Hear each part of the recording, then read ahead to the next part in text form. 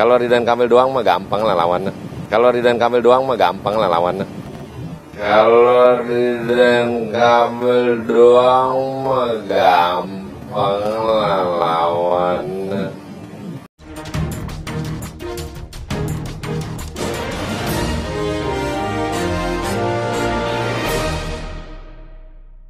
Selamat siang para netizen dimanapun kita berada, salam inspirasi bagi kita semua ya. Nampaknya ya Ridwan Kamil dan Sahroni digadang-gadang menjadi salah satu calon gubernur DKI Jakarta. Lantas bagaimana tanggapan dari Sahroni begitu? Ya terlalu mudah lah lawan Ridwan Kamil. Kecuali lawan yang berat itu adalah lawan saya adalah anak presiden.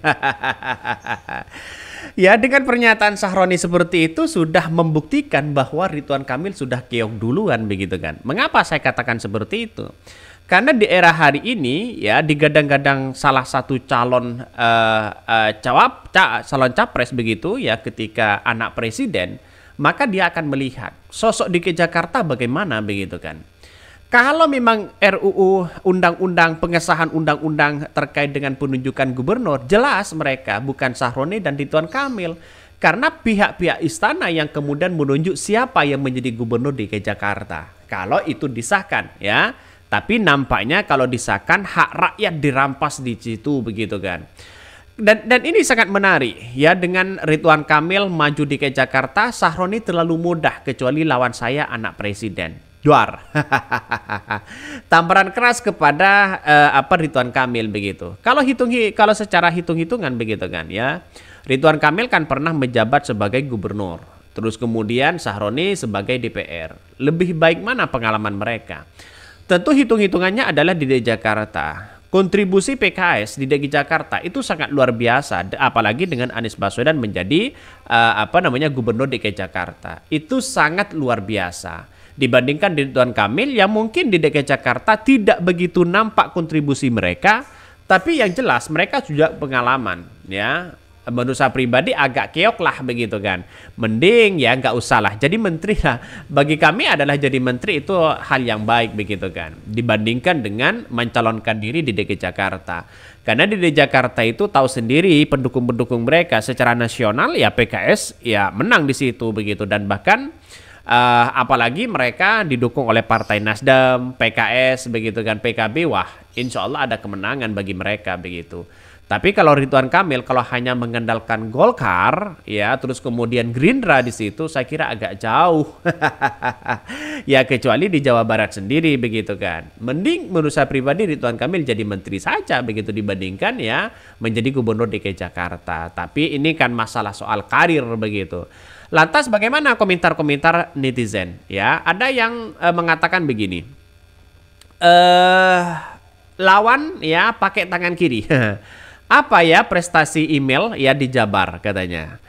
RK di Jabar aja nggak kedengeran ya, cuma Masjid Al-Jabar yang nggak urgen. Sedangkan Jabar bukan cuma Bandung, Bekasi, Bogor, Purwokerto, Sumedang, Kuningan.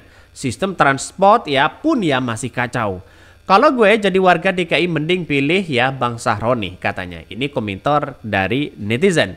Ada juga yang berkomentar kalau bisa Bang Sahroni duet sama Bang Kamal yang orang PKS. Bisa saja terjadi begitu kan. Jangan-jangan duetnya ya dengan Anies Baswedan. Jauh mereka popularitasnya. RK urus alun-alun Bandung aja kumuh, bagian jalanan ya di bawahnya gelap, pangan dan pengap ya dan bau katanya. Ini komentar netizen. Kok tahu ya? Jangan-jangan ini warga mereka begitu. Maka saya berasumsi kalau ini pertarungan secara demokrasi ya tanpa embel-embel apapun, saya kira Ridwan Kamil akan keok. Mengapa saya katakan keok? Karena di DKI Jakarta itu ya satu sisi ya PKS juga menjadi kekuatan luar biasa, Nasdem juga menjadi kekuatan luar biasa di situ begitu. Bukan tidak mungkin akan mereka didorong untuk menjadi gubernur di situ. Atau setidaknya mereka adalah PKS dengan Nasdem atau Nasdem dengan PKS. Terserah. Apalagi nanti wakilnya adalah Sahroni misalnya. Ya, terus kemudian yang maju itu adalah Anies Baswedan. Sudah, ya, nggak bisa ditandingi mereka. Ya, kecuali memang ada nuansa-nuansa politik, apalagi Kaisang, apalagi Ridwan Kamil dan sebagainya. Agak jauh mereka untuk maju di situ begitu kan. Tapi yang namanya politik ya sah-sah aja. Ada yang berspekulasi bisa kalah, bisa menang di situ begitu. Tapi nampaknya bagi kami agak jauh mereka untuk mendapatkan gubernur DKI Jakarta. Ya, karena tahu sendirilah masyarakatnya di situ begitu kan ya. Nuansa-nuansa politiknya, kecuali memang kalah uang begitu kan. Emang Ridwan Kamil pengusaha. Nah, itu yang menjadi pertanyaan. Kecuali mereka para oligarki yang membiayai. Tapi saya jelas mereka dalam artian bahwa oligarki itu tidak mungkin bermain dalam hanya sebatas gubernur begitu kan ya. Tapi kan nantinya ada kaitannya juga dengan bagaimana seorang Prabowo menjadi presiden misalnya ya, atau Jokowi begitu kan. Cawi-cawinya kan sangat kuat di situ.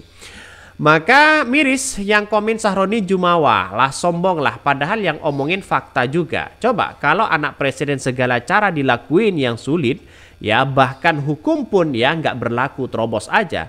Kalau bukan nggak fair, persaingannya jadi mudah.